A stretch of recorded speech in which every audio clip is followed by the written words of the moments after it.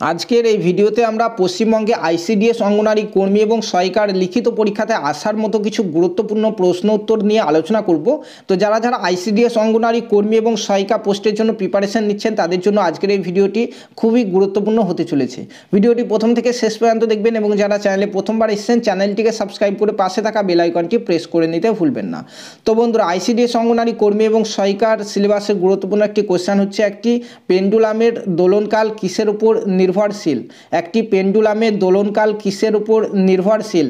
যার সঠিক অ্যান্সার হচ্ছে দৈর্ঘ্যের উপর নির্ভরশীল। নেক্সট একটি কোশ্চেন, বারবার পরীক্ষাতে এটি আসে, স্টার মার্ক করে রাখবেন। বিভিন্ন বছর আইসিডিএস অঙ্গনারী কর্মী এবং সহায়িকাতে এই কোশ্চেনটি আসতে দেখা গেছে, যেখানে কোশ্চেনটি হচ্ছে ফুসফুসের আবরণকে কি বলা হয়? ফুসফুসের আবরণকে কি বলা হয়? যার রাইট অ্যান্সার হচ্ছে প্লুরা বলা হয় ফুসফুসের আবরণকে।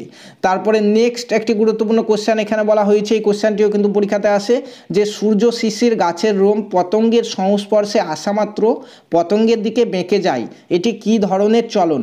তো এটির সঠিক অ্যান্সার হচ্ছে ন্যাস্টিক চলন। ঠিক আছে। তারপরে নেক্সট গুরুত্বপূর্ণ যে কোশ্চেনটি রয়েছে, বলা হয়েছে আধুনিক আণবিক মতবাদের আবিষ্কারক কে? যার সঠিক অ্যান্সার হচ্ছে জন ডাল্টন। তারপরে নেক্সট একটি গুরুত্বপূর্ণ কোশ্চেন, এটিকেও স্টার মার্ক করে রাখবেন। বলা হয়েছে যে হৃৎপিণ্ডের আবরণকে কি বলে? তো হৃৎপিণ্ডের আবরণকে বলা হয় পেরিকার্ডিয়াম পর্দা। পেরিকার্ডিয়াম পর্দা। তো বন্ধুরা, যারা আইসিডিএস অঙ্গনারী কর্মী এবং সহায়িকার জন্য প্রিপারেশন নিচ্ছেন তারা অবশ্যই আমরা যে সেকেন্ড চ্যানেল খুলেছি স্পেশালি আইসিডিএস অঙ্গনারী কর্মী এবং সহায়িকা প্রার্থীদের জন্য, সেটির লিঙ্ক এই ভিডিও ডেসক্রিপশন বক্সে এবং কমেন্ট সেকশনে রয়েছে। সেই চ্যানেলে গিয়ে সেই চ্যানেলটিকে সাবস্ক্রাইব করে নিন, কারণ সেই চ্যানেলে আপনারা পশ্চিমবঙ্গে কোন জেলায় কবে নিয়োগ হবে, কীভাবে ফর্ম ফিল আপ করবেন, কবে ফর্ম ফিল আপ হবে এবং আইসিডিএস অঙ্গনারীর যে সিলেবাস রয়েছে সেই সিলেবাস ওয়াইজ ক্লাসগুলি কিন্তু প্রতিনিয়তই আপনারা সেই চ্যানেলটি থেকে পেতে থাকবেন। তো ভালো করে যারা প্রিপারেশন নিতে চাইছেন আইসিডিএস অঙ্গনারী কর্মী এবং সহায়িকা পোস্টের জন্য তারা অবশ্যই সেই চ্যানেলটিতে যাবেন। এই ভিডিও ডেসক্রিপশন বক্সে এবং কমেন্ট সেকশনে লিঙ্ক দেওয়া রয়েছে। তো বন্ধুরা, তারপরে নেক্সট একটি গুরুত্বপূর্ণ কোশ্চেন, এটিকেও স্টার মার্ক করে রাখবেন, যেখানে বলা হয়েছে যে সামুদ্রিক কচ্ছপের গমন অঙ্গের নাম কি? সামুদ্রিক কচ্ছপের গমন অঙ্গের নাম হচ্ছে ফ্লিপার। ঠিক আছে। কোশ্চেনটি এরকম করতে পারে যে ফ্লিপার কার গমন অঙ্গ? তখন কিন্তু আপনারা অ্যান্সারে সামুদ্রিক কচ্ছপ দেখতে পাবেন। ঠিক আছে। তারপরে নেক্সট আমাদের গুরুত্বপূর্ণ কোশ্চেন দেখতে পাচ্ছেন, ওয়ার্ল্ড ওয়েব এর অর্থাৎ WWW এর আবিষ্কর্তা কে? WWW এর আবিষ্কারক কে? যার সঠিক অ্যান্সার হচ্ছে টিম বার্নেস-লি। টিম বার্নেস-লি। ঠিক আছে। নেক্সট একটি গুরুত্বপূর্ণ কোশ্চেন এখানে রয়েছে, বলা হয়েছে যে প্যারামোসিয়ামের গমন অঙ্গের নাম কি? তো প্যারামোসিয়ামের গমন অঙ্গের নাম হচ্ছে সিলিয়া। কোশ্চেনটি এরকমও করতে পারে, সিলিয়া কার গমন অঙ্গ? তারপরে নেক্সট আমাদের অতি গুরুত্বপূর্ণ একটি কোশ্চেন বারবার পরীক্ষাতে আসতে দেখা গেছে, এখানে বলা হয়েছে উদ্ভিদের সংবহন কলা কয়টি ও কী কী? যার সঠিক অ্যান্সার হচ্ছে দুটি, জাইলেম ও ফ্লোয়েম। তো বন্ধুরা, এখানে কোশ্চেনটি এরকম আসবে যে উদ্ভিদের সংবহন কলা কয়টি, যদি কোশ্চেন করে তখন অ্যান্সার হবে আমাদের দুটি, আর যদি বলা হয় উদ্ভিদের সংবহন কলা কী কী তখন আমাদেরকে অ্যান্সার এখানে এই অপশানটি সিলেক্ট করতে হবে, যে জাইলেম ও ফ্লোয়েম। ঠিক আছে। তারপরে নেক্সট একটি গুরুত্বপূর্ণ কোশ্চেনে বলা হয়েছে যে কাঁচকে হঠাৎ গরম করলে ফেটে যায় কেন? তো কাঁচকে হঠাৎ গরম করলে ফেটে যায় কারণ হচ্ছে কাঁচ তাপের কুপরিবাহী। ঠিক আছে। কাঁচ তাপের কুপরিবাহী হওয়াতে কাঁচকে গরম করলে সেটি ফেটে যায়। ঠিক আছে। নেক্সট একটি গুরুত্বপূর্ণ কোশ্চেন রয়েছে, এটিকে স্টার মার্ক করে রাখবেন। বলা হয়েছে যে চুনের সঙ্গে জলের বিক্রিয়ায় কি উৎপন্ন হয়? তো চুনের সঙ্গে জলের যদি বিক্রিয়া করানো হয় তাহলে উৎপন্ন হবে আমাদের calcium hydroxide. Calcium hydroxide. Next একটি অতি গুরুত্বপূর্ণ কোশ্চেন দেখতে পাচ্ছেন, এই কোশ্চেনটি কিন্তু বিভিন্ন বছর এসছে, সামনের দিনের জন্য যারা প্রিপারেশন নিচ্ছেন তাদের জন্য কিন্তু অতি গুরুত্বপূর্ণ। বলা হয়েছে দেহের কোন অংশ থেকে পিত্তরস নিঃসৃত হয়? দেহের কোন অংশ থেকে পিত্তরস নিঃসৃত হয়? যার সঠিক অ্যান্সার হচ্ছে যকৃৎ থেকে। ঠিক আছে।